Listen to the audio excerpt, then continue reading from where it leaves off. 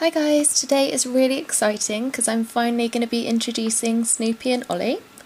I've had their cages next to each other for quite a while, so they've got to know each other through the bars, which I think is really important because it'll be the difference between moving in with someone you've never met and moving in with someone you've got to know a little bit. So I think that's a really important step. And I'm doing this in a neutral territory, so this is somewhere they've never been before, which is why I could only make it this big, because they've been pretty much everywhere, so it's quite tricky. But this is quite important because it means that they haven't scent marked anywhere or anything like that. This is a new fleece that none of them have ever been on, so it won't have any of their scents. I'm not going to put any toys or hats in here while I'm introducing them, because then it just gives them something to fight over. Or any toys, because they'll also have all their scents on as well. I will be putting in a load of vegetables and hay though, so hopefully they will bond over some food, which is the idea. If you're thinking about introducing a guinea pig to one of yours, if you've got one and you think you should get them a friend, you should do loads of research first, really, from more than one place, because you can't just trust everything you hear from one source.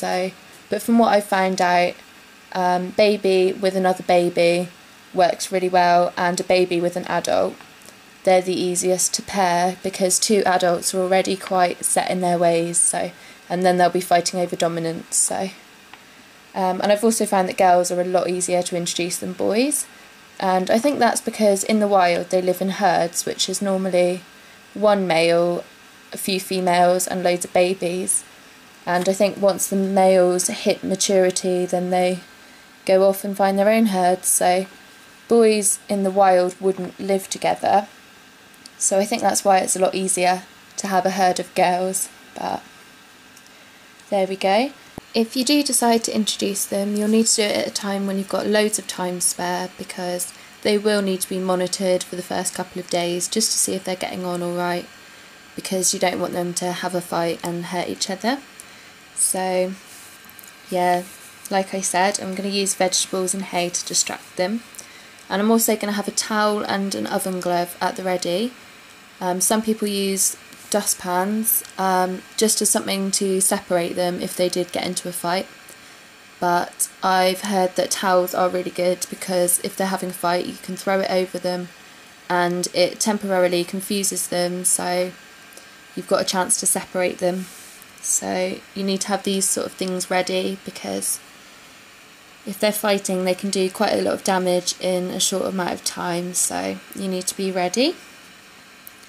I've also would recommend either getting a new cage to put them both in, or cleaning it thoroughly, getting rid of all the smells and giving them new toys and things, and washing their pigglies and stuff like that, because if I was to just put Ollie in Snoopy's cage, he would get a bit upset because it's his cage and his things, and it'd be more likely to cause an argument between them because he'd be using his stuff. So if it's new to both of them, they should be more likely to get on well.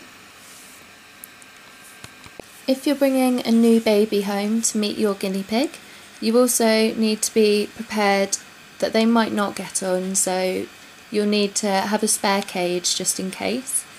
And also, even if they get on when they're babies, when they hit maturity, their hormones go all crazy and their personalities change a bit, and they might not get on anymore. So even if they get on when they're younger, like my dwarf hamsters, they got on, and then when they hit maturity they decided they didn't like each other anymore. So you need to be prepared that it might not work out, and do you have enough space for two cages if it didn't?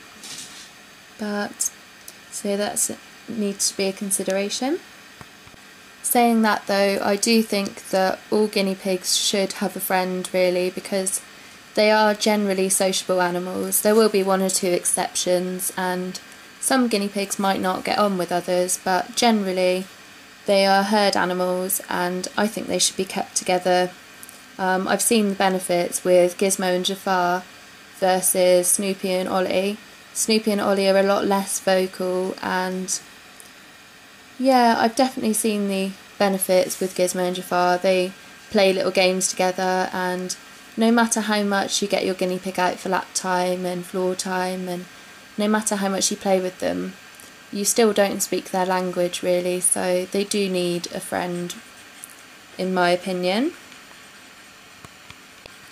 Okay, so when I introduce Ollie and Snoopy, there are a few dominant signs that I will be expecting, and if you are introducing guinea pigs, then these you can look out for, and these are all usual. This is what we'd expect to see.